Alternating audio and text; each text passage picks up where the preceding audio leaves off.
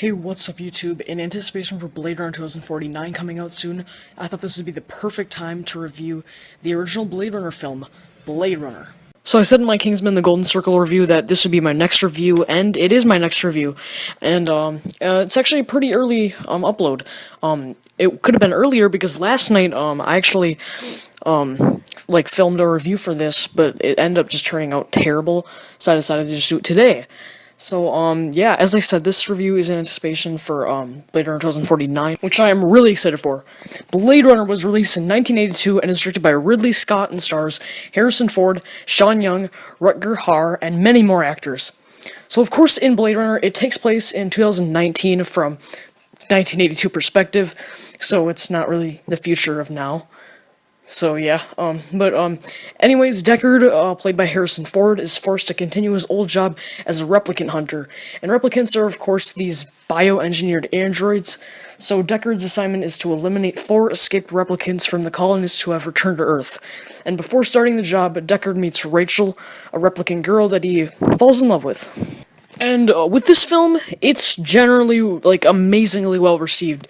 There's some people out there who think it's a little bit boring, but like, a clear majority of the people think it's an amazing masterpiece of a film, and some consider it one of the best movies ever made. And Blade Runner, for me, is a really good film. Not a masterpiece, or as amazing as everyone says it is, but it's overall a really good film. First of all, the characters of this film are okay. I think Harrison Ford plays Rick Deckard pretty well.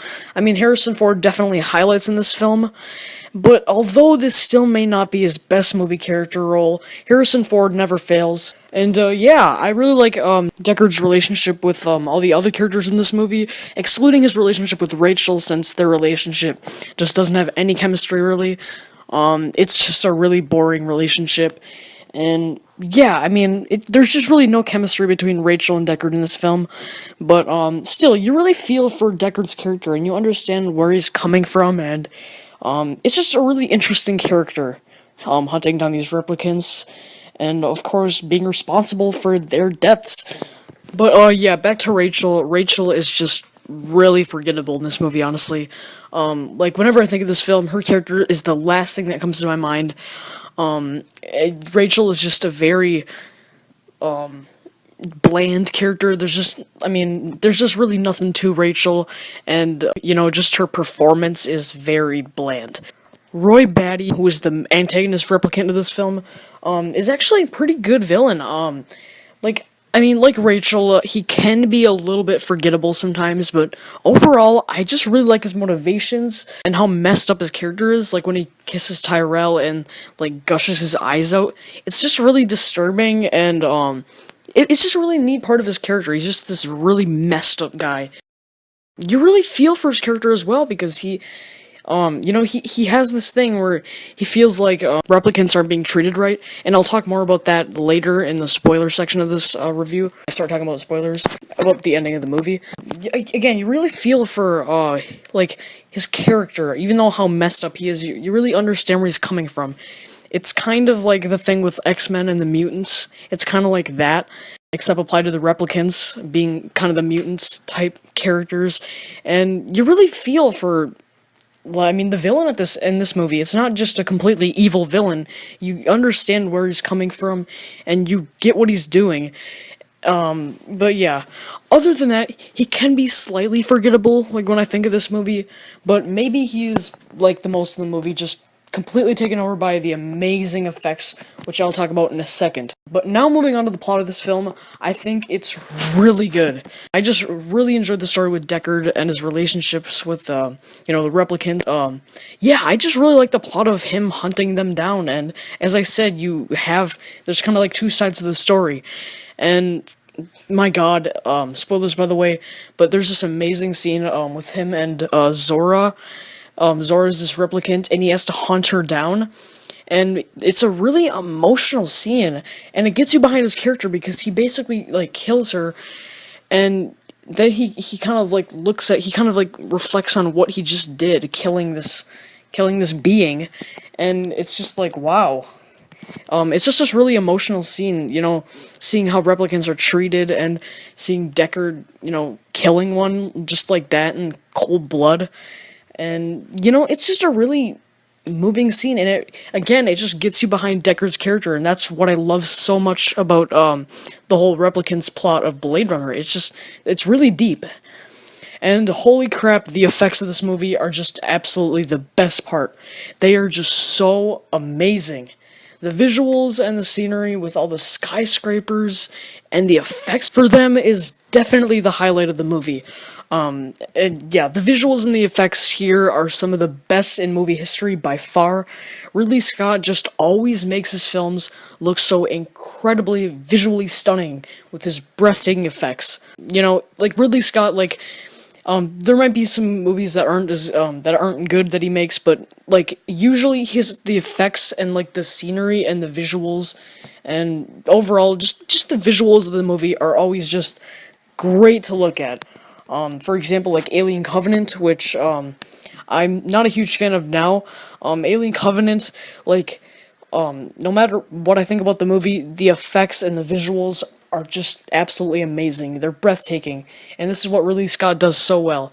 And you gotta remember, this is 1982. 1982, and the effects look like they were made in 2049. Blade Runner 2049, okay. No, but like seriously, it's just, the fact that this was made in 1982 and it looks this good is just incredible. It's just really breathtaking. The action in this film is also pretty good. There isn't an amazing amount of action though, and I agree that sometimes this movie can be a little bit slow and a little bit boring, although I think the visual effects really help, sort of make up for it. But when the action is there, it's pretty good, especially with the background scenery that the action scenes take place in. And I also really like the soundtrack of this film.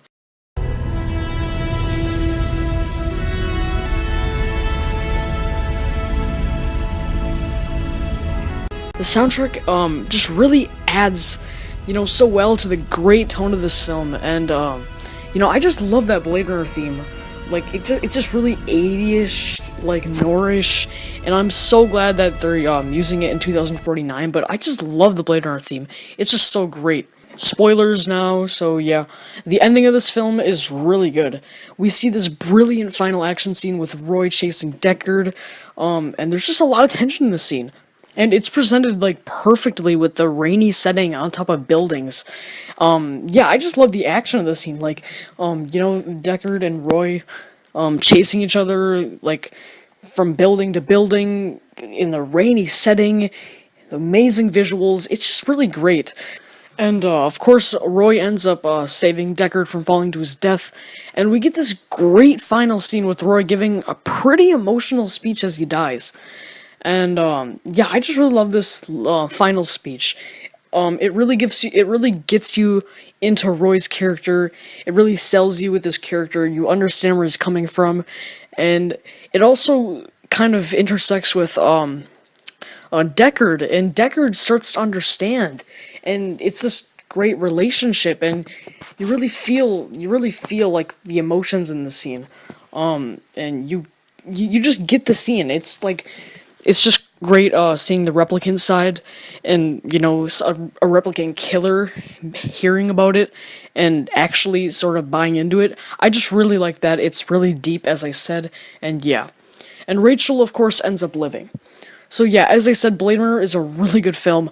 I wouldn't call it a masterpiece though, and it can be slightly dull just sometimes, but overall most of the characters aren't bad. Harrison Ford gives a pretty good performance, and the visual effects are just absolutely breathtakingly perfect, and they're presented so beautifully. So I really hope you enjoyed my review on Blade Runner, and I am really damn excited for Blade Runner 2049.